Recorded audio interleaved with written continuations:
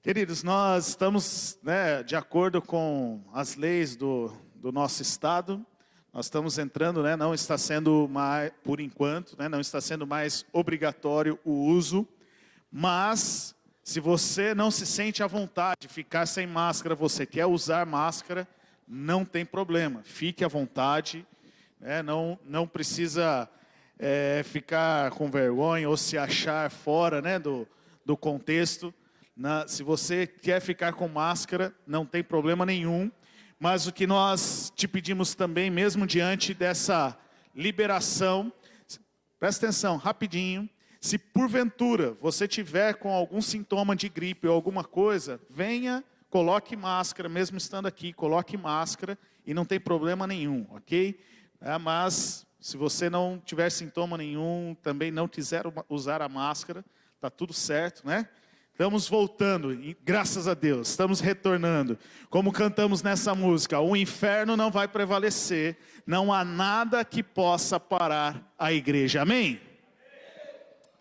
Hoje não tenho fique de olho, eu quero só dar um recadinho. Nós temos a nossa agenda normal essa semana, a nossa reunião de oração, a quarta-feira às 19 horas, as células de família na quinta e a célula de jovens casais, jovens e adolescentes no sábado. Mas essa semana, nós estamos encerrando os nossos 21 dias de jejum e oração. Quem tem ouvido a voz de Deus nesses dias? Quem tem feito o jejum? Vamos lá. Quem tem feito o jejum? Quem tem ouvido a voz de Deus nesses dias? Amém? Deus tem falado, Deus tem ministrado. Lá no meu escritório, lá em casa, meus caderninhos, tem folha para todo lado, um monte de coisa escrito, aquilo que Deus ministrou ao meu coração, aquilo que Deus tem falado comigo nesses dias, tem tantas coisas que Deus tem ministrado ao meu coração. Deus me despertou para muitas coisas, e eu creio que também Deus está despertando o teu coração, Deus está te despertando para este tempo que nós estamos vivendo, para este novo momento que nós estamos vivendo. Se você não foi para este lugar de jejum, de oração, quero te incentivar, ore, jejue, busque, continue buscando a palavra de Deus, leia a palavra de Deus, deixa Deus ministrar ao teu coração, deixa o Senhor falar com você, deixa o Espírito Santo ministrar ao teu coração. Sabe, queridos, como nós cantamos esta canção hoje, nós não somos movidos por aquilo que vemos, mas somos movidos por aquilo que cremos. E se nós cremos no Espírito Santo, nós precisamos dar espaço para Ele falar ao nosso coração. Nós precisamos parar para ouvir o que Ele tem para nós, para esses dias. E eu queria fazer uma convocação especial para esta semana. Terça-feira, às 20 horas, aqui na igreja, nós vamos estar fazendo o encerramento desses 21 dias de jejum e oração. É um dia fora do comum das nossas reuniões, das nossas atividades. Normalmente nós não temos atividade na igreja às terças-feiras, mas em especial essa semana, no encerramento do jejum, desses 21 dias de jejum, nós queremos encerrar este jejum com uma sala de oração, um tempo de adoração aqui especial. Eu creio que Deus vai mover, eu creio que Deus vai fazer algo, Deus tem algo para liberar para nós nesta terça-feira, neste encerramento. E eu queria te convidar a vir para este lugar. Nós vamos começar às 8 horas em ponto. E a gente vai ter aqui um tempo de 1 hora e meia na presença de Deus. Então eu sei que talvez você não está acostumado a ter algo na sua agenda em relação à igreja na terça-feira, mas eu queria te convocar, eu queria te convidar, convocar a estar aqui conosco, você abrir uma exceção na sua agenda, você lá fazer um esforcinho para estar aqui conosco. Eu creio que será um tempo muito especial na presença de Deus. Há uma expectativa no nosso coração daquilo que Deus quer fazer, naquilo que Deus já tem feito, e eu creio em uma porção que vai ser liberada, e eu creio em algo novo que vamos começar a viver a partir deste tempo, naquilo que Deus tem para as nossas vidas. Então, na terça-feira, terça-feira às 20 horas, né? Terça, dia 22, às 20 horas, aqui na igreja. Amém? Fala para a pessoa que está do seu lado, eu quero ver você aqui, terça-feira, às 20 horas. Fala, o pastor te convocou, e eu também estou te convocando para estar aqui comigo às 20 horas. Queridos, neste mês, nós fomos despertados por Deus, não é verdade? Esse tempo de despertar, né, eu creio que não foi um tempo preparado por Deus para trabalhar no nosso coração, para trabalhar nas nossas emoções, para trabalhar conosco, para nos despertar a ter fome e sede da palavra de Deus, né, para nós sermos a sua noiva apaixonada, para amarmos a Jesus acima de todas as coisas. Mas o que eu quero falar um pouco hoje esses 21 dias estão se acabando. Nós ouvimos a voz de Deus, fomos despertados pelo Senhor. Talvez Deus falou muita coisa ao teu coração. Talvez tem muita coisa na sua vida pessoal que Deus falou com você em relação ao seu caráter, em relação à sua atitude, em relação a quem é você. E agora, o que fazer? Esses 21 dias de jejum e oração está acabando. O que fazer? O que fazer agora? Daqui para frente, o que vai acontecer? Acabou esses 21 dias, acabou a presença de Deus. Semana passada eu falei sobre, né, a parábola das virgens, né, quando você depende apenas de uma vigília, de uma reunião de oração, você está dependendo apenas de uma estrutura, onde se tem o óleo que está queimando, mas quando acaba aquela estrutura, então o que fazer? O que fazer nos próximos meses? Será que vamos ter que, para continuar a ouvir a voz de Deus, vamos ter que fazer mais 21 dias, e de 21 em 21, fazer dias de jejum e oração, porque senão nós não ouvimos a voz de Deus. Então, o que fazer? Sabe, queridos, eu creio que o nosso desafio é permanecer neste lugar, para ouvir a voz do Senhor. Eu creio que o nosso desafio é permanecer, é continuar mantendo a presença de Deus nas nossas vidas. E é sobre isso que eu quero ministrar nesta noite, sobre mantendo a glória de Deus. Coloca a mão no teu coração e fala comigo assim: eu preciso manter a glória de Deus em minha vida.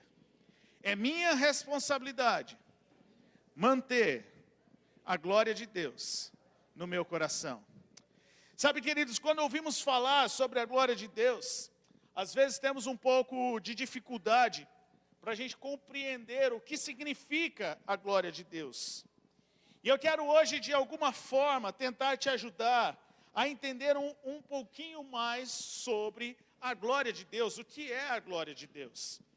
Precisamos ampliar um pouquinho o nosso conhecimento, porque às vezes a gente tem algo sobre a glória de Deus, e que nos leva a uma realidade muito distante, que a gente acha que não é possível manter a glória de Deus.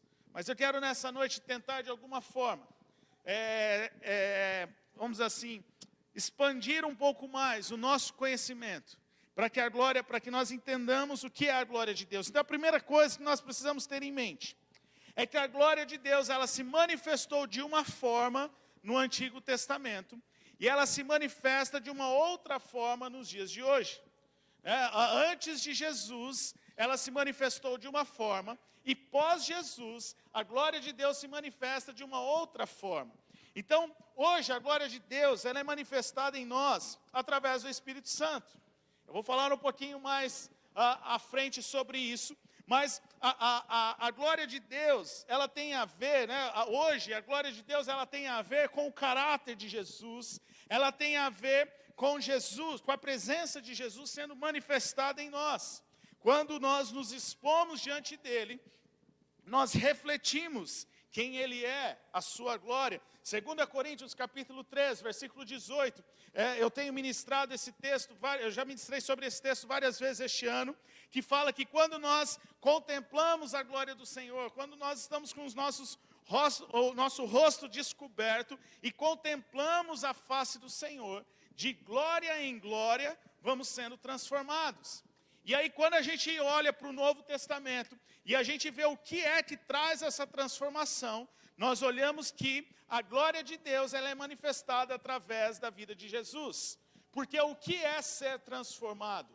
O que é essa glória sendo manifestada? É quando nós vemos o caráter de Deus. É quando nós vemos o caráter de Jesus. É quando nós vemos a vida de Jesus, o que Ele faz, né, o que Ele representa para as nossas vidas.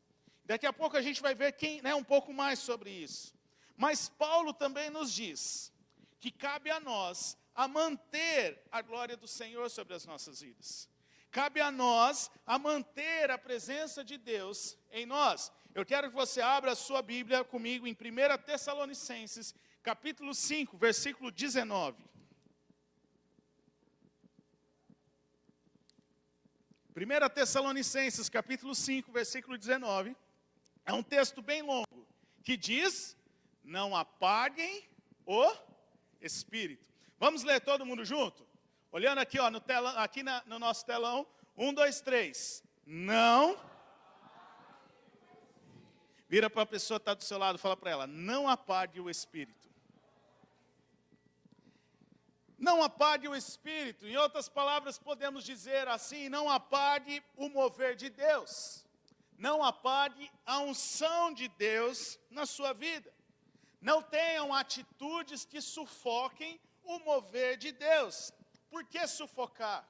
A palavra apagar no grego, ela traz este sentido de sufocar, de abafar. É como se você estivesse olhando, se você estivesse com uma brasa acesa, e você colocasse pano, batesse com um pano para abafar aquela brasa. Vamos fazer o seguinte, feche os seus olhos por alguns instantes. Vamos acalmar o nosso coração, está disperso, bastante disperso. Senhor Jesus, nós queremos ouvir a Tua voz nessa noite. Nós te agradecemos pela Tua presença que está neste lugar. Nós te agradecemos porque o Senhor está aqui conosco. Tu és um Deus real que está falando aos nossos corações e nós queremos continuar te ouvindo. Pai, não deixe com que as distrações, não deixe com que nada, Senhor, nos tire a atenção da Tua presença nesta noite. Mas que nós sejamos, Senhor, impactados pela Tua palavra. Que nós sejamos, Senhor, impactados pela Tua presença nesta noite. Em nome de Jesus. Em nome de Jesus. Eu queria pedir só o pessoal em ajudar com as crianças, porque um movimento, algo está distraindo muito, né? Então vamos voltar lá. A palavra apagar, no grego, ela significa sufocar, abafar. Quando você tem uma brasa e ela está pegando fogo, normalmente um fogo, algo assim, ou principalmente, por exemplo, no mato, quando ele está pegando fogo, você não joga água para apagar, mas você pega algo, né, um pano ou alguma coisa para poder abafar, para que acabe o oxigênio, para que ela chama parar. Né? Então, aqui a ideia que Paulo está falando é mais ou menos assim, olha, deixe o Espírito Santo soprar para que a brasa, para que o fogo continue aceso. Então, ele está, não apagar o Espírito Santo, não apagar o Espírito, é manter com que o Espírito Santo continue assoprando, para que aquela chama não se apague, mas que ela continue a queimar. E sabe, queridos, a presença do Espírito Santo é o que existe de mais importante na vida da igreja. A presença do Espírito Santo é o que existe de mais importante para mim e para você. Sem a presença do Espírito Santo, sem a presença de Deus, a nossa vida não tem sentido. Sem a presença de Deus, a nossa vida não tem valor. Sem a presença de Deus, nós somos só mais um que está se movendo nessa terra. Não está fazendo nada a mais e nada a menos. Então, você lembra, né, de Moisés, quando ele chegou para Deus, Deus disse para Moisés, falou, Moisés, é o seguinte, larga todo esse povo aí no deserto e vá para a terra que mana leite e mel, que eu estou prometendo. O que Moisés responde para Deus? Ele fala, Senhor, imagina, se a tua presença não for comigo, eu não quero ir para essa terra. O Senhor pode até me levar para lá, mas se o Senhor não ficar lá comigo, eu não quero ir. Porque Moisés sabia que mesmo se ele estivesse em uma terra que abundava, em uma terra que tinha frutos, em uma terra abençoada, mas se não tivesse a presença de Deus, não faria sentido, porque Moisés sabia que a bênção daquela terra não estava na terra em si, mas estava na presença de Deus. Então, ficar longe da presença de Deus não faz sentido. E quando nós temos o Espírito Santo, quando nós mantemos o Espírito Santo, nós não apagamos o Espírito Santo nos ajuda a olhar para frente, ele nos ajuda a sonhar os sonhos de Deus, ele nos conduz a trilhar o melhor caminho que Deus tem para nós. Muitas vezes encontramos problemas, dificuldades, situações que parecem que não tem jeito, porque nós escolhemos o caminho que estamos trilhando, sem consultar, sem buscar o Espírito Santo, sem buscar a presença de Deus. E quando nós andamos por um caminho sem a presença de Deus, o resultado é um só, frustração. Por quê? Porque não tem sentido trilhar um caminho se o Espírito Santo não estiver lá, se a presença de Deus não estiver lá. John Wesley, um avivalista que deu início à igreja metodista, ele diz assim, o mover de Deus era um mover de corações aquecidos, de corações em chamas. Porque, queridos, o que nos move em direção àquilo que Deus tem para nós, é quando o nosso coração está em chamas pelo Senhor. E o nosso coração ficar em chamas pelo Senhor, é preciso que o Espírito Santo fique assoprando. É preciso que o Espírito Santo fique assoprando o vento dele, para que aquela chama se mantenha acesa nos nossos corações. Então, a glória de Deus, para a gente entender um pouco mais, agora vamos voltar ao Antigo Testamento. A glória de Deus no Antigo Testamento, a palavra no hebraico é a palavra kabod. Esta palavra, ela traz dois significados. O primeiro traz o significado de honra, de dignidade, de autoridade. Ela tem a ver com reconhecer alguém que carrega uma autoridade. Ela tem a ver com reconhecer alguém que carrega a presença de Deus.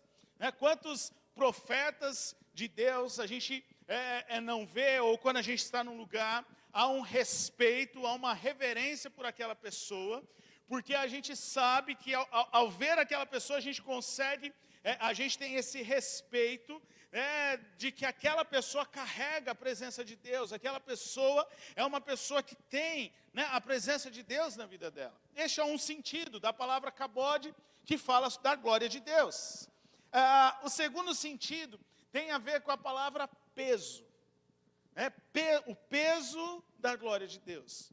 É uma expressão muito usada no Antigo Testamento, quando se refere à glória de Deus. Mas o peso aqui, eu quero falar um pouquinho mais sobre essa conotação, sobre esse sentido.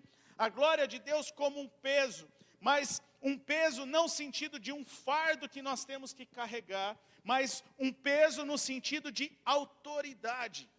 É que nem quando você vai conversar com uma pessoa, e aquela pessoa é especialista no assunto, e você tem um respeito, uma reverência pelo peso de autoridade naquele assunto que a pessoa carrega. Quem já pôde conversar com alguém assim e sentir, Você dá valor àquilo que você está ouvindo, daquela sabedoria, daquele entendimento, porque você consegue de alguma maneira perceber o peso daquelas palavras, o peso do que aquilo que aquela pessoa está falando significa.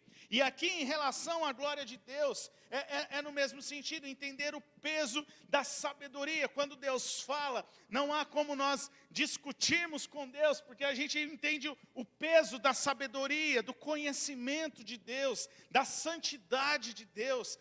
Tem a glória de Deus, ela traz um peso no sentido assim que você não consegue suportar, você não consegue ver, né? É algo como se fosse algo palpável, na qual você ali fica admirado com aquela situação, com aquela presença, mas você não consegue entender muito bem, você fica até sem reação.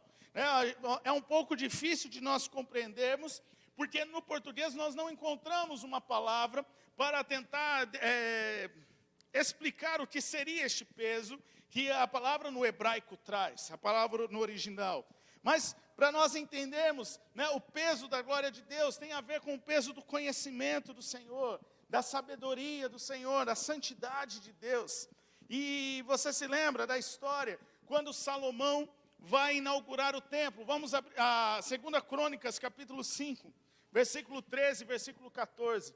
Salomão constrói o templo que o seu pai Davi havia sonhado e desenhado, em relação àquilo que ele sonhava para a casa de Deus, para o lugar de adoração ao Senhor. E quando chegou o tempo de inaugurar aquele templo, Salomão então convoca, ele oferece sacrifícios, ele convoca todos os cantores, ele convoca toda a nação para ali consagrar aquele templo ao Senhor. E no versículo 13 fala que aqueles que tocavam cornetas e os cantores, em uníssono, né? Louvaram e agradeceram ao Senhor. Ao som de cornetas, símbolos e outros instrumentos, levantaram as suas vozes em louvor ao Senhor e cantaram: Ele é bom e o seu amor dura para sempre. Então, uma nuvem encheu o templo do Senhor, de forma que os sacerdotes não podiam desempenhar o seu serviço, pois a glória do Senhor encheu o templo de Deus. Né? Uma nuvem encheu o templo do Senhor. Os sacerdotes, eles não podiam mais desempenhar o seu serviço. Eles não conseguiam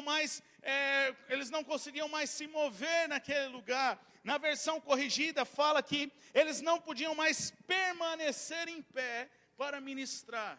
De tamanha era a glória, o peso da glória do Senhor naquele lugar. A nuvem de Deus naquele lugar. É como se a nuvem de Deus tivesse enchido aquele lugar. E não havia outra maneira a não ser do que se prostrar e reconhecer a presença de Deus naquele lugar. Em reconhecer a santidade, em reconhecer o conhecimento, a sabedoria e a glória de Deus. Era algo tão imenso, tão palpável, a nuvem da glória, que não era possível fazer mais nada. Quem aqui já passou por uma experiência de você estar tão tomado em adoração, que você não consegue fazer outra coisa, a não ser continuar adorando ao Senhor. E essa glória era tão palpável, e o interessante é que era só apenas uma demonstração, era apenas uma partezinha da glória de Deus. Porque de fato, não é possível para nós contemplarmos a glória de Deus de uma maneira completa. Nós não damos conta. Nós pereceremos se nós fizermos isso. Porque o nosso corpo, que é corruptível, por causa do pecado, ele não aguenta ver a glória de Deus. Você se lembra da experiência de Moisés? Que Moisés queria ver a Deus, que Deus falou? Olha, fica na fenda da rocha. E eu vou passar, e a hora que eu estiver de costas, você pode dar uma espionada. Por quê? Porque nós, neste corpo corruptível, não é possível nós contemplarmos o Senhor por completo. Chegará um dia onde nós contemplaremos, onde este corpo será transformado num corpo glorioso. E quando Jesus voltar, né, na segunda vinda de Jesus, nós iremos olhar para Ele e poder contemplar quem Ele é por completo. A Bíblia diz que não haverá outra coisa a se fazer, a não ser em adorar a Deus. A não ser se juntar com os anjos e cantar santo, santo, santo é o Senhor dos exércitos. Chegará um dia onde nós poderemos contemplar, né? Mas isso só é possível com o corpo glorificado. Só é possível quando Jesus voltar, né? E entendendo a glória de Deus, né? Falando sobre Cristo. O Novo Testamento, ele fala que a glória de Deus, ela é manifestada em uma pessoa, e essa pessoa é Jesus. Olha o que João fala no capítulo 1, versículo 14. Aquele que é a palavra tornou-se carne e viveu entre nós. Vimos a sua glória, glória como do unigênito. Olha que interessante, João está falando, nós vimos a sua glória. Aquele que era a palavra se tornou carne. Aquele que era o verbo se tornou carne. E nós vimos a sua glória. Então a glória de Deus já não era mais uma nuvem, não era mais um fogo, não era mais uma demonstração de algo, mas agora a glória de Deus se torna uma pessoa, a pessoa de Jesus Cristo. E o próprio João, na sua carta de 1 João, ele fala, olha, aquele que era desde o princípio, aquele que nós ouvimos, aquele que nós vimos, aquele que os nossos olhos contemplaram e as nossas mãos apalparam. Esta era a glória do Senhor. Então, quando Jesus vem, a glória do Senhor se transforma em uma pessoa. A glória do Senhor se transforma na pessoa de Jesus. A glória do Senhor se transforma, ela vem, né, a uma demonstração mais, algo mais palpável. Não somente agora uma nuvem, um peso, mas uma referência um pouco melhor do que a glória de Deus, né? Um pouco melhor para o nosso entendimento humano. Que aí então agora é Jesus, a glória do Senhor, estar diante da glória do Senhor, é olhar para a vida de Jesus, é olhar para o caráter de Jesus, quem Ele é, né? O que Ele faz, e como nós podemos nos inspirar e ser movidos para ter o caráter de Jesus em nós. Para nós termos, né, como o texto que eu citei no início, de nós contemplarmos Jesus, contemplarmos o seu caráter, contemplarmos a sua santidade, contemplarmos a sua beleza, e então nós somos transformados, né? A nossa vida é transformada, e cada vez que nós contemplamos esta glória, nós vamos sendo transformados a cada dia. Então, isso é a glória de Deus. Agora vamos voltar para o Antigo Testamento. Tendo este entendimento da glória de Deus, eu quero ler com você, nós vamos passear um pouco na história de Samuel, no livro de 1 Samuel, capítulo 4. Nós vamos voltar para o Antigo Testamento, nos dias de Samuel. Samuel ainda, você conhece a história de Samuel. A mãe de Samuel era estéril. Ela não podia ter filhos, e ela então, todos os anos ela vai para o templo do Senhor, e ela ora pedindo ao Senhor para que ela pudesse gerar filhos, e Deus ouve a sua oração, e ela diz, Senhor, se tu me des a chance de gerar filhos, o primeiro filho, eu vou dedicar ele ao Senhor, eu vou deixá-lo ele na tua casa, na tua presença. E então ela tem um filho, e ele é Samuel. E ela depois de amamentar, ela então leva Samuel para o templo do Senhor, e ele começa a viver lá. E ali começa a história de Samuel. E naquela época, fugiu o nome aqui, os filisteus, eles estavam se levantando contra o povo de Israel.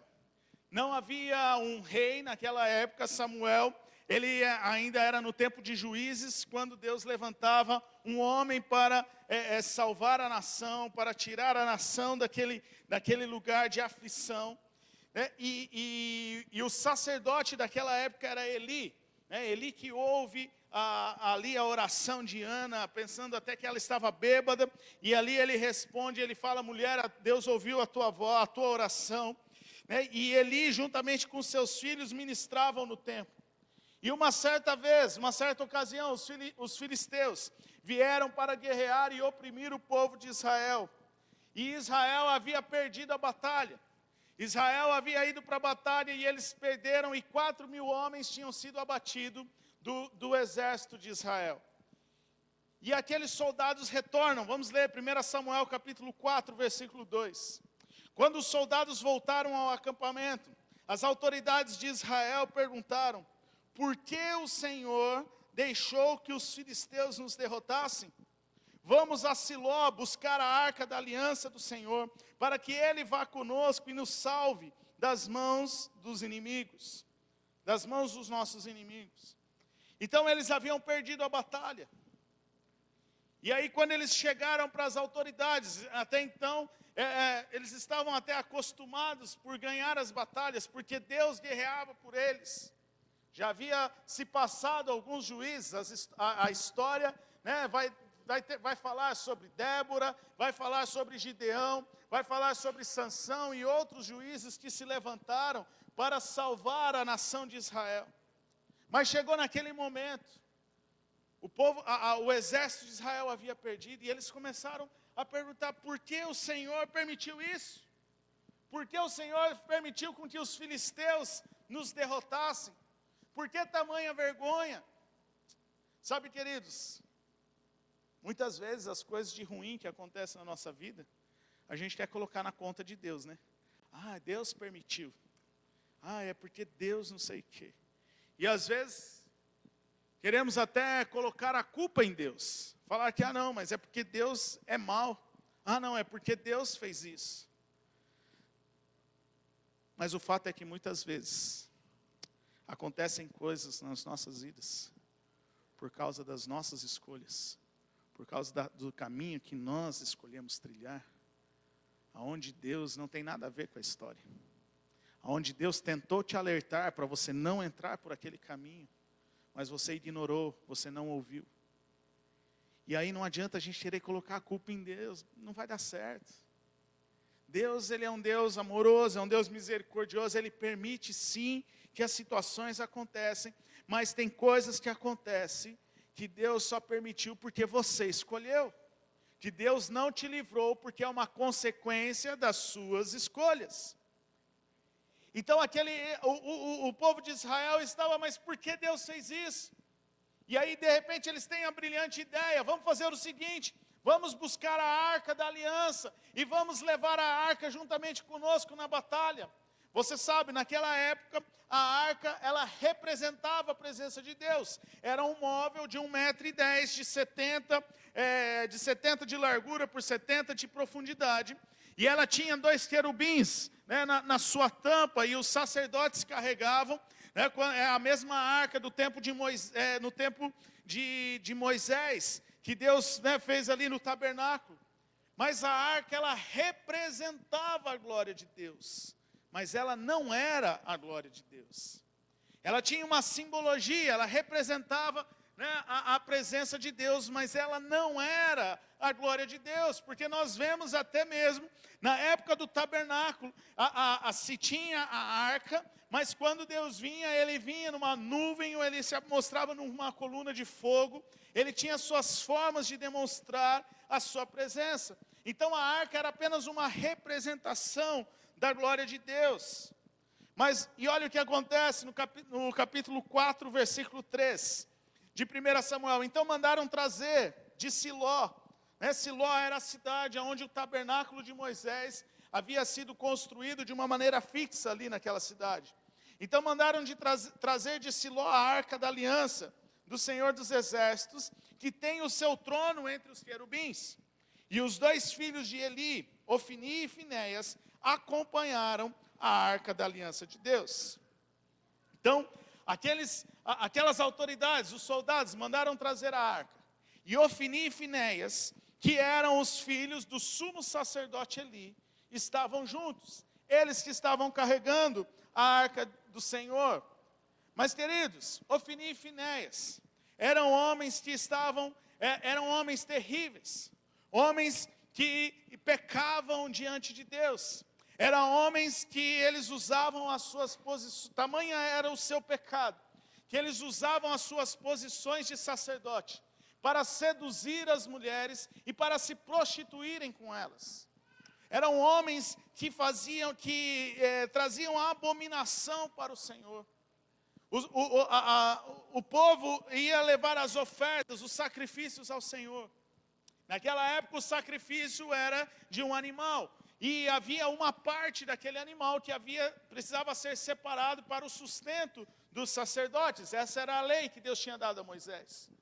Mas a melhor parte daquele animal que era sacrificado precisava ser queimado diante do Senhor. E o que esses dois cidadãos faziam? O que os dois camaradas faziam? Eles pegavam a melhor parte para eles e sacrificavam, queimavam o restante para o Senhor. Eles inverteram os papéis. Então eles ofereciam ao Senhor o que sobrava, e a melhor parte ficava com eles. E olha o que acontece no versículo 10. Então os filisteus lutaram, e Israel foi derrotado. Cada homem fugiu para a sua tenda. O massacre foi muito grande. Israel perdeu 30.000 homens de infantaria. E a arca de Deus foi tomada, e os dois filhos de Eli, Ofni e Finéias, morreram. Olha o tamanho do massacre. Já não eram mais 4.000, agora eram 34.000 homens que haviam morrido na batalha. E além deles perderem, os representantes de Deus, Ofni e Finéias, homens terríveis, que abandonaram a Deus, mas que continuavam no altar ministrando, morreram na peleja. E a arca da aliança, que representava a presença de Deus, foi tomada pelos filisteus, foi levada embora, e já não estava mais com o povo de Israel. De tamanha foi a vergonha daquela derrota, algo humilhante, algo, não foi apenas perdeu a batalha, mas é interessante que a Bíblia ela fala a quantidade de homens que morreram durante aquela batalha, porque normalmente não é, quando se fala a quantidade, você vê o tamanho da desgraça, da derrota que foi, ou se, você se lembra de Gideão e os 300 que foram vitoriosos, contra mais de milhares de soldados do inimigo, e eles ganharam apenas com 300 homens. E aqui agora 34.000 morreram, fora os que fugiram para se esconder, para não morrer. Tamanha era o massacre, porque e a arca foi tomada, mais humilhante ainda. Aquela peça de maior valor que eles tinham, já não estavam mais com eles. Então um dos soldados sobreviventes veio correndo, trazer a notícia. Vou resumir um pouco aqui a história para dar tempo. Ele veio correndo trazer a notícia para as autoridades da cidade. E ele chega na cidade e ele começa a falar: vocês não sabem o que aconteceu. Nós perdemos a batalha, os caras saíram, o restante quem não morreu saiu, fugiu para suas tendas, e eles tomaram a arca do Senhor, e os nossos sacerdotes, Ofni e Finéias, morreram. E a cidade começou a entrar em alvoroço, apavorada. Meu Deus, e agora? Não temos mais a arca da aliança, não temos mais a presença de Deus. E aí o sumo sacerdote Eli, ele já estava avançado em idade, 98 anos de idade, já era cego, não enxergava, e ele estava sentado na porta do templo, e ele começou a ouvir aquela gritaria, e ele começou a gritar: o que está acontecendo? Então aquele mensageiro, ele vem até Eli, ele fala: Eli, sumo sacerdote, você não sabe o que aconteceu. Eu estou chegando agora, acabei de sair do campo de batalha. Nós perdemos a batalha de uma maneira horrível. Os seus filhos, lamento em dizer, Eli, mas os seus filhos morreram na batalha. E o pior, a arca da aliança foi tomada. Eles levaram embora a arca da aliança, eles levaram embora a presença de Deus. E o texto diz que Eli, ao ouvir a notícia que a arca da aliança havia sido roubada e havia sido levada, ele caiu, ele estava sentado, ele caiu para trás, quebrou seu pescoço e morreu. Sabe aquela história, pior que tá, não fica? Eli tinha uma nora, a sua nora estava grávida. E quando foram lhe contar a notícia a ela, de que o que tinha acontecido, quando ela ouviu que o seu sogro e o seu marido haviam morrido, quando ela ouviu que a arca da aliança havia ido embora, sido levada embora, ela entrou em trabalho de parto, deu à luz a um menino, e ela faleceu no parto. E olha o que acontece, versículo 21 e 22. E ela deu ao menino o nome de Icabode. Fala comigo, Icabode. E disse, a glória se foi de Israel. Porque a arca foi tomada e por causa da morte do sogro e do marido. E ainda acrescentou, Icabode, a glória se foi de Israel, pois a arca de Deus foi tomada. Se glória de Deus é usada a palavra cabode, Icabode significa se foi. A glória se foi. Tamanha era aquela situação, que o nome daquele... Gente, imagine, você dá o nome do seu filho. Não vou nem falar que é de Icabode, mas você dá o nome do seu filho, que tem o significado dizendo, a glória de Deus se foi. A presença de Deus se foi. Imagine como era naquela época. Tamanha era a dor. Talvez aquele menino, esse menino Icabode, sei lá como foi a vida dele, em pensar que ele nasceu num momento que não se tinha mais a glória de Deus.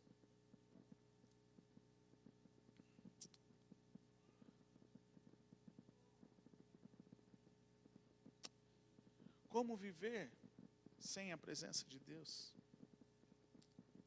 Como viver sem a presença de Deus? Você consegue tentar imaginar como era a sua vida antes de Cristo? Vou te dar 10 segundos para você pensar. Como era a sua vida antes de Cristo? Tinha sentido?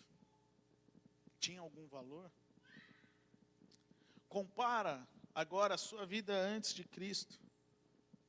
Não vou nem dizer a de hoje, tá? Porque você precisa se avaliar, mas de quando você conheceu a Cristo. Que talvez o fogo na sua vida fosse maior. Você consegue comparar? Agora imagine você vivendo hoje. Experimentando o que você já experimentou. E você viver hoje sem a presença de Deus. Não tem sentido. Não tem valor. Sabe, queridos, não tem sentido ficar querendo saber o que é o certo e é o errado. Porque se não tiver a presença de Deus, tanto faz você viver o certo ou você viver o errado. Porque o certo você vai acabar vivendo por religiosidade. O que faz a diferença é a presença de Deus. Não tem sentido. Se não tiver a glória de Deus, não tem sentido. Não tem sentido dizer que é crente, se você não tiver a glória de Deus, se você não tiver a presença de Deus, não tem sentido. Qual é o sentido de você dizer, eu sou crente? Se não tiver a glória de Deus, para que serve ser crente? Para que serve ser crente se não tiver a glória de Deus? Para que serve dizer para os seus amigos, eu sou crente, eu sigo Jesus, mas não tem a glória de Deus na sua vida? Para que serve? Para dizer que você é alguém? Para dizer que você é um bonzinho? Para poder saciar a sua consciência? Porque sem a glória de Deus, queridos, não tem sentido a nossa vida. Não tem sentido vir aqui para este lugar. Não tem sentido num domingo à noite, onde você poderia estar na sua casa, descansando de boa. Você vir para cá se você não tiver a glória de Deus na sua vida. Não tem sentido este lugar sem a glória de Deus. Este lugar sem a presença de Deus. Não tem sentido nenhum. Só vai ser um clube. Onde você vai, vou lá me encontrar meus amigos, que são crentes. Que não escolheram um caminho tão errado. Há um caminho mais tranquilinho. Mas se não tiver a glória de Deus, não tem sentido. Quantos estão entendendo o que eu estou dizendo? Sem a glória de Deus, não tem sentido. Porque o que traz sentido na nossa vida, o que traz o milagre, o que traz a transformação, é a glória de Deus. É a manifestação da presença de Deus nos nossos corações, nas nossas vidas. É a glória de Deus. Sabe, queridos, o que é gerado debaixo da glória de Deus, o que é gerado debaixo da presença de Deus, é o que traz cura, é o que traz milagre, é o que traz libertação. O que é gerado debaixo da glória de Deus. Sem a glória de Deus, nós não podemos viver. Mas Israel perdeu a glória de Deus. Perdeu a glória de Deus. Por que Israel perdeu a glória de Deus? Porque o inimigo roubou a arca. Porque Israel foi tão humilhado. E eu quero sugerir, quero tentar ser bem rápido aqui para a gente ainda poder ter um tempo na presença de Deus. Mas eu quero sugerir 3 coisas que aconteceram, que fez com que eles perdessem a glória de Deus. A primeira coisa, eles não compreenderam as novas estações de Deus. Eles não entenderam o momento em que eles estavam vivendo. Eles não estavam vendo o que Deus estava fazendo. Eles entraram numa vida de comodismo, eles entraram numa vida de se acostumar com uma rotina, que eles perderam o time, eles perderam o tempo de entender, eles não conseguiram compreender as novas estações que Deus estava trazendo, que Deus estava fazendo.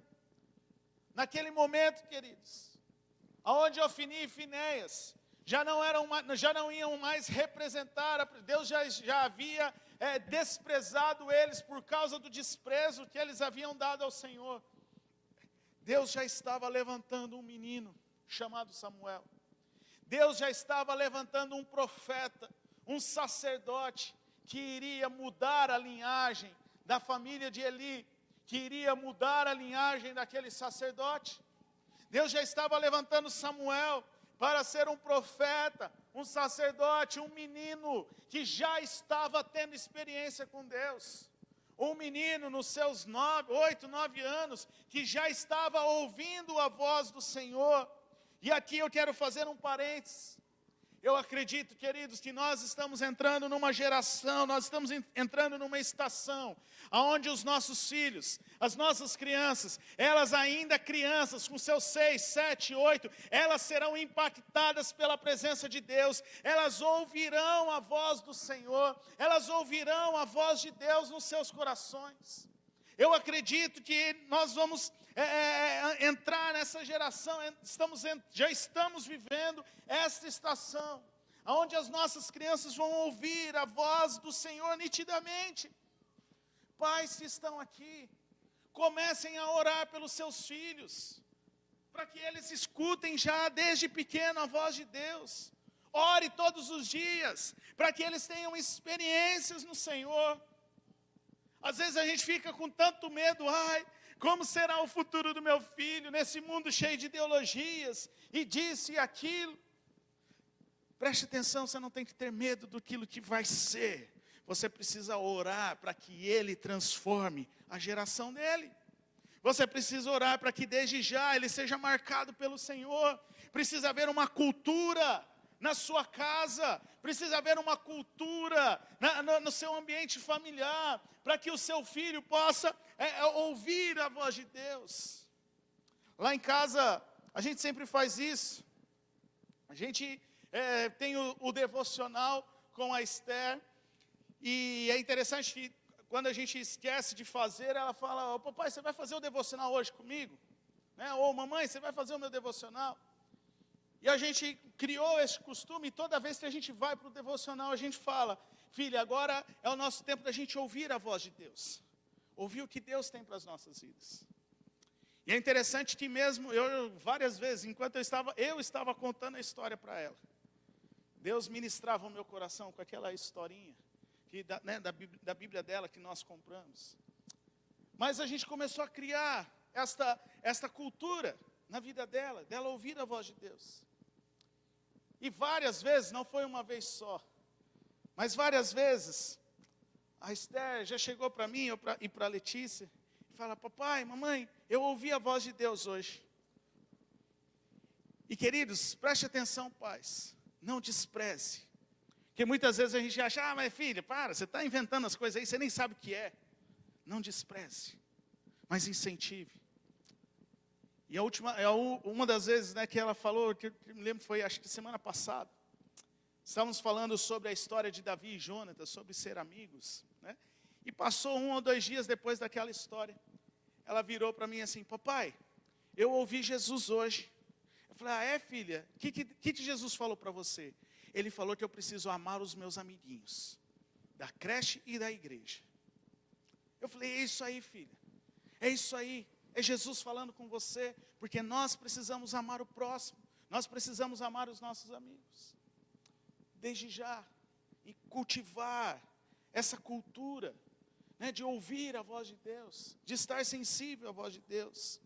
1 Samuel capítulo 3, versículo 1, e o menino Samuel ministrava perante o Senhor. Olha, a palavra é bem clara, dizendo, o menino Samuel ministrava perante o Senhor, sobre a direção de Eli. Havia uma cobertura, havia uma supervisão, mas Samuel, ainda criança, estava ali ministrando diante do Senhor. E naqueles dias, raramente o Senhor falava, raramente se tinha visões, não eram frequentes. Naquela época não era tão comum ouvir a voz do Senhor, mas se você continuar lendo o capítulo 3 de 1 Samuel, você vai ver a história de Samuel ouvindo o Senhor chamar ele. E aí eu não vou ter tempo para entrar, mas Samuel vai até Eli, e Eli fala, vai dormir menino, eu não te chamei. E vai pela segunda vez, vai dormir menino que eu não te chamei. Na terceira vez Eli se toca. Eli já estava tão acostumado que Deus não falava. A presença de Deus já havia ido, embora, fazia tanto tempo, que Eli nem se tocou que podia ser Deus, até que então na terceira vez ele falou, opa, peraí, deve ser Deus. Samuel, é hora de você ouvir de novo. Fala assim, fala Senhor, que o teu servo te escuta. E Samuel então ouve a Deus, e começa a sua trajetória. Sabe, queridos, eu creio que no meio dessa pandemia, no meio desta guerra, no meio desse caos político e econômico que estamos vivendo, Deus já começou a fazer algo. Deus já começou, não é que Ele vai começar, não, Ele já começou a fazer algo. Ele já começou a próxima estação. Que nós tenhamos o nosso coração sensível para ouvir, para discernir a nova estação que estamos vivendo. Como nós cantamos hoje, o inferno não vai parar a igreja. Os leões não pararam a igreja. A perseguição no Coliseu não parou a igreja. O Covid não parou a igreja. Uma guerra na Ucrânia não vai parar a igreja. Uma situação política e econômica na nossa nação não vai parar a igreja, porque a igreja é a voz profética nesta terra. A igreja é a voz do Senhor que avançará, que crescerá cada vez mais até a volta do Senhor Jesus Cristo, até a sua noiva apaixonada dizer, Maranata, ora vem Senhor Jesus. Algo novo já começou, queridos. Algo novo já começou.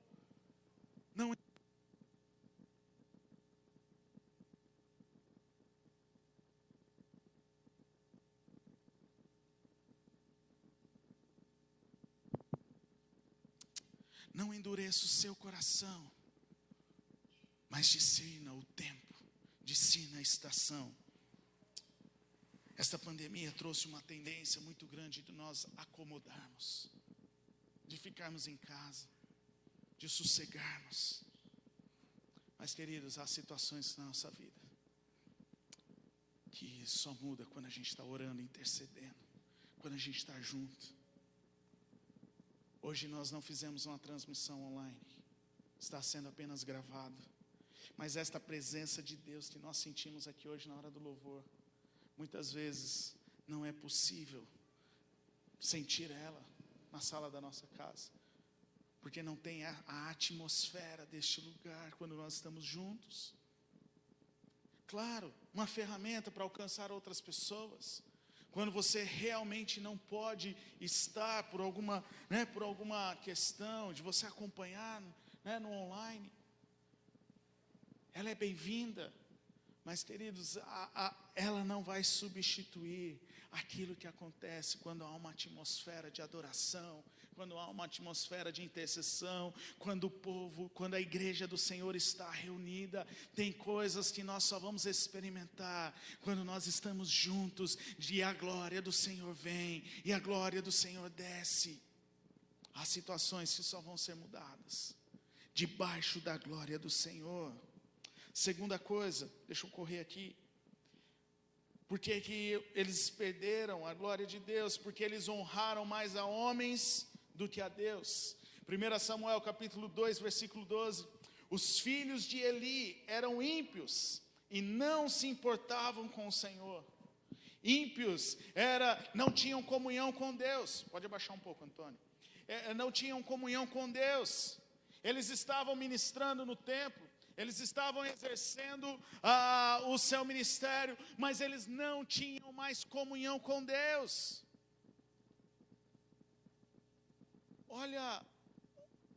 Olha onde chegou. Eles até tinham uma posição, um ministério, mas eles já não tinham mais comunhão com Deus. Eles eram ímpios, eles eram pessoas que estavam distantes. Versículo 17 diz que o pecado desses jovens era muito grande à vista do Senhor, pois eles estavam tratando com desprezo a oferta do Senhor. Eles estavam desprezando a oferta do Senhor. E Deus estava falando para Eli: Eli, seus filhos estão fazendo caca, seus filhos estão desprezando a oferta do Senhor. Faça alguma coisa, você é o sumo sacerdote, tome uma atitude. E Deus continua falando: Eli, se você não se posicionar, eu vou ter que vir com julgamento. E olha o que Deus continua falando para Eli no versículo 29. Por que vocês zombam do meu sacrifício e da minha oferta que determinei para a minha habitação? Porque você, estava dizendo para Eli: Eli, por que você honra seus filhos mais do que a mim, deixando-os engordar com as melhores partes de todas as ofertas feitas pelo povo de Israel? Deus estava dizendo para Eli: Eli, por que você honra mais os seus filhos do que a mim? Gente, Eli tomou uma carcada de Deus. Eli tomou um chega para lá de Deus. E Eli continuou não fazendo nada. Não fazendo nada. No mínimo o que Eli tinha que fazer era remover os seus filhos do ministério.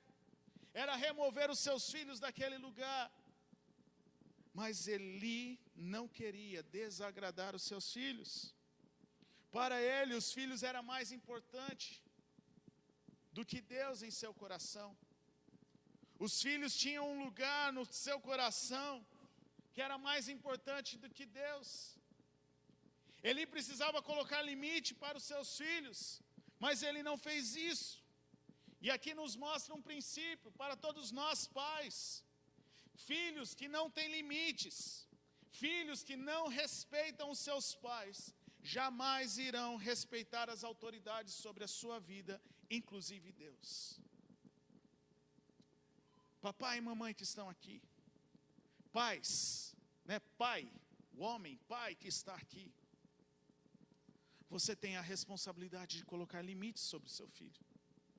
Você tem a responsabilidade de colocar os limites, de ensinar o que é respeito, de ensinar o que é honra, de ensinar o que é autoridade. É sua responsabilidade ensinar ao seu filho. Se você não ensinar, ele não vai te respeitar, e automaticamente ele não vai respeitar um professor, ele não vai respeitar alguém com autoridade, e vai chegar a um ponto onde ele também não vai respeitar o Senhor como autoridade na vida dele. Mas aqui nessa história, neste caso específico, tem algo um pouco mais profundo do que a disciplina dos seus filhos. Porque para Eli, os seus filhos ocupavam um lugar que jamais poderiam ocupar. Para Eli, eles estavam ocupando o lugar de Deus. Aqueles filhos estavam ocupando o lugar de Deus no coração de Eli. Sabe, queridos, quando nós honramos mais alguém ou alguma coisa do que a Deus, isso é idolatria. Idolatria é tudo o que nós honramos e valorizamos mais do que Deus. E preste atenção, quando a gente fala de idolatria, a primeira coisa que vem na sua cabeça, o que é? Uma imagem, um santo. Mas idolatria é muito mais do que isso. Idolatria é qualquer coisa que tome o lugar de Deus no seu coração. E isso pode ser o seu filho, isso pode ser a sua esposa ou seu marido, isso pode ser a sua família, isso pode ser o seu trabalho, isso pode ser as suas conquistas pessoais, isso pode ser a sua carreira profissional, isso pode ser as suas conquistas, os seus bens materiais. Lembra quando Jesus fala lá em Mateus, não é possível servir a dois senhores, porque se você honrar a um, você irá desonrar o outro. Se você servir a Deus, você não vai conseguir servir ao dinheiro. Se você servir ao dinheiro, você não vai, ao Deus Mamon, você não vai conseguir honrar a Deus. Porque não é possível valorizar dois ao mesmo tempo. Porque Deus, Ele quer exclusividade no nosso coração. Deus, Ele quer exclusividade. Lembra do mandamento? Amarás o Senhor teu Deus de todo o teu coração. De todo, não é de uma parte do teu coração, mas é de todo o teu coração. Preste atenção, queridos, eu não estou dizendo que filho, família, bens, riquezas, enfim, carreira profissional não é bom. Não, não é isso. O que eu estou dizendo é que estas coisas não podem ocupar o lugar de Deus no nosso coração. E muitas vezes nós invertemos. Nós deixamos Deus de lado para poder correr atrás dessas coisas.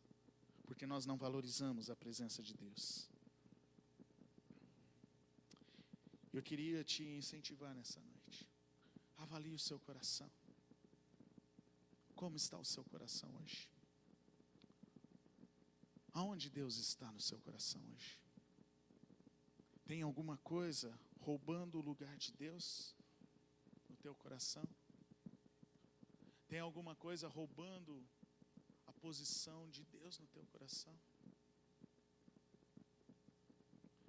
E a terceira e última coisa que fez Israel perder a glória de Deus: eles valorizavam mais o ritual do que a presença. Eles valorizavam mais a forma, mais a religião do que a presença de Deus. 1 Samuel capítulo 4, versículo 2. Vamos a Siló buscar a arca da aliança do Senhor, para que Ele vá conosco e nos salve das mãos dos nossos inimigos. Queridos, eles estavam usando a arca como um amuleto. Porque depois, na época dos reis, ou mesmo na época quando Josué foi na batalha de Jericó, a arca era usada na guerra. Você se lembra da história de Josué em Jericó? O que Josué falou? A arca vai na frente e as pessoas vão adorando atrás. E o exército vai atrás. Nos tempos de Josafá, quando era rei, a arca da aliança vai à frente. E os soldados vão cantando atrás, o povo vai cantando atrás. Mas sabe qual é a diferença? A diferença é que nesses dois exemplos que eu dei, tanto de Josué como de Josafá, eles ouviram de Deus para levar a arca. Então a presença de Deus estava com eles, e a arca estava representando a glória de Deus naquele momento, e eles foram vitoriosos porque Deus estava ali. Mas nos dias de Eli, nessa luta especificamente, nessa batalha, eram as autoridades, vamos lá no templo, vamos pegar a arca e vamos levar. Eles não estavam ouvindo de Deus. Eles estavam na sua humanidade, na sua carnalidade, falando, vamos pegar aquele amuleto, vamos levar com a gente, porque aí a gente vai ganhar a batalha. É como se hoje fosse, vamos deixar a Bíblia aberta no Salmo 91, na nossa estante, na porta da nossa loja, que o inimigo não vai vir ali, porque eles têm medo do Salmo 91. Sabe, queridos, As coisas em Deus não são amuletos para nós. Porque a partir do momento que isso virar um amuleto, vamos colocar a Bíblia ali aberta, vamos fazer isso, é religiosidade. Porque Satanás, ele crê que o Salmo 91 tem poder. Satanás, ele crê no Deus deste livro sagrado. Mas sabe o que é que ele precisa saber? Do poder de Deus que está no teu coração. Ele precisa saber qual é o poder de Deus que está no teu coração. E não na Bíblia Sagrada, porque na Bíblia ele já sabe. De Deus ele já conhece, mas ele vai te tentar. E se não houver poder de Deus no teu coração, meu amigo, você está lascado. Lembra da história lá de Paulo? Daqueles caras que tomaram pau dos endemoniados. Porque eles chegaram em nome do Deus de Paulo, nós te expulsamos. E aqueles endemoniados falaram: olha, Paulo nós sabemos quem é, Jesus nós sabemos quem é, mas vocês, quem são? E apanharam dos endemoniados. Então eu tenho que ter medo de demônio? Não, queridos, o que você tem que estar é cheio do poder de Deus. Porque na mesma autoridade que você tem para dizer eu sou filho de Deus, você pode dizer: demônio, saia dessa vida em nome de Jesus. Porque eu estou cheio do poder de Deus, eu estou cheio da glória do Senhor. Se você tem medo de expulsar demônios, é porque talvez você não tem a convicção do poder de Deus na sua vida, queridos. E o que nós precisamos é ter essa convicção do poder de Deus, valorizar a presença de Deus, valorizar o poder do Senhor na nossa vida. Não é valorizar as coisas, não é valorizar algo, mas é valorizar a presença de Deus. Aqueles caras apanharam, 34 mil soldados perderam a batalha, morreram, porque eles estavam valorizando o ritual. Eles estavam valorizando a religiosidade. Eu vou para a igreja todo dia. Eu vou para a igreja todo domingo. Valorizava. Mas quantos não estão vindo na igreja sem desejar estar neste lugar? Sem desejar estar na presença de Deus. E o que o Senhor está dizendo para você nessa noite: ei, querido, ei, meu filho, eu quero que você ame, eu quero que você deseje não só a casa de Deus, mas a minha presença, porque é a minha presença que faz todo sentido, é a minha presença que faz toda a diferença, é a minha presença que transforma a sua vida, que traz respostas ao teu coração. Desejar a presença do Senhor, queridos.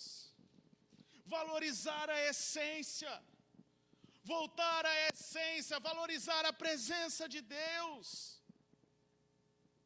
Quantas vezes nós temos desvalorizado a essência? Começamos com aquele fogo.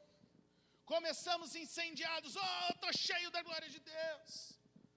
Nossa, a vigília foi demais. Passa a semana. E vai indo. Hoje tem que ir na igreja, né? Não vejo a hora de acabar o culto. O pastor nunca termina 8h30, ele sempre passa. Prometo, estou buscando melhorar, gente. O pastor sempre passa. E hoje vai passar de novo, já estou vendo isso. E eu também. Já são 8h30 e eu não terminei, mas vamos lá. Não acaba logo esse culto. Porque nós perdemos a essência. Nós perdemos o valor da presença de Deus. Vamos à igreja porque estamos acostumados. Mas por dentro a gente está doido para ir embora. Por dentro a gente não vê mais a hora de não ir mais para esse lugar. Por dentro tem alguns falando: por que não continua a pandemia para ficar assistindo só no online?